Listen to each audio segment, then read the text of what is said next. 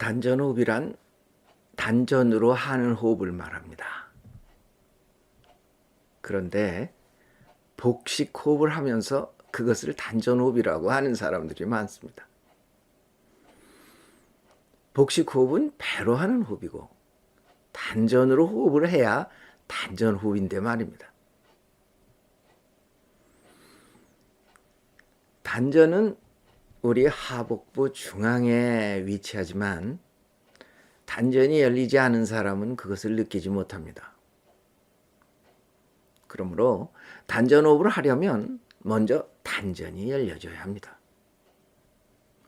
그것은 마치 전기가 공급돼도 스위치를 넣지 않으면 전기불이 들어오지 않는 이치와 같습니다. 다시 말하지만 단전이 응하지 않는 호흡은 단전호흡이 아닙니다. 그것은 이름만 단전호흡일 뿐입니다. 단전에는 우리가 세상에 올 때 받고 나오는 기운, 즉 선천지기가 모여 있습니다. 바로 생명유지의 미천이죠. 그러므로 단전은 생명의 중심이라고도 할 수 있습니다. 엄마 뱃속에 있을 때는 단전을 사용해서 살았지만 폐호흡이 시작되면서 쓰지 않게 된 것이 단전입니다. 선도라는 것은 단전에서 시작하는 공부법입니다.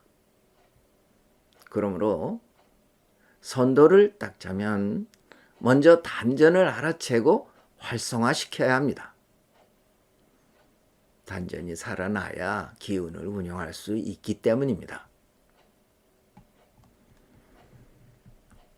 단전호흡을 한다고 하면서 호흡만을 고르는 사람들이 있습니다. 하지만 단전이 실해지기 위해서는 외단공의 도움이 꼭 필요합니다. 내단술이 어머니라면 외단공은 아버지이기 때문입니다. 외단공이 없는 단전호흡은 불완전한 단전호흡입니다. 그것은 마치 아버지가 없이 아이를 기르겠다는 것과 같습니다. 우리는 외기를 끌어들이기 위해서 외단공을 합니다. 남자가 밖에 나가서 일을 해서 돈을 벌어와 가족을 부양하듯이 외기가 합해져야만이 단전이 든든해집니다. 복식 호흡만으로는 부족합니다. 왜냐하면 그것만으로는 기운이 잘 맺혀주지 않기 때문입니다. 단전호흡을 할 수 있어야 축기 그리고 운기가 가능해지는 것입니다. 단전호흡을 하려면 우선 들고 나는 숨을 잘 관찰할 수 있어야 합니다.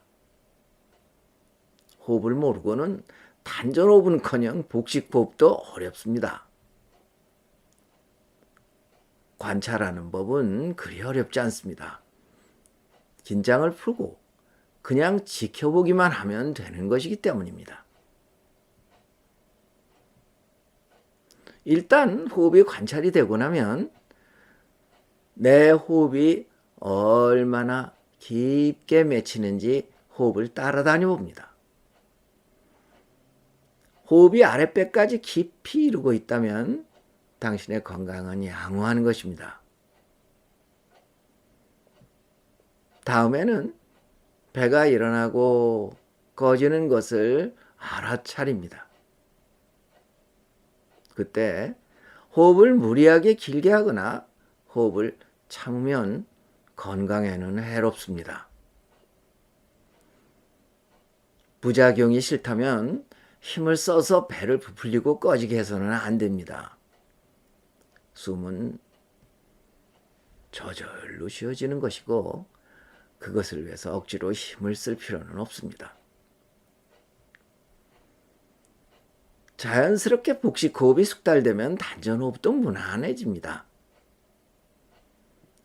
어느 순간 단전이 활성화되면서 우주의 신선한 에너지가 단전으로 모여들게 되면 단전호흡이 되는 것입니다.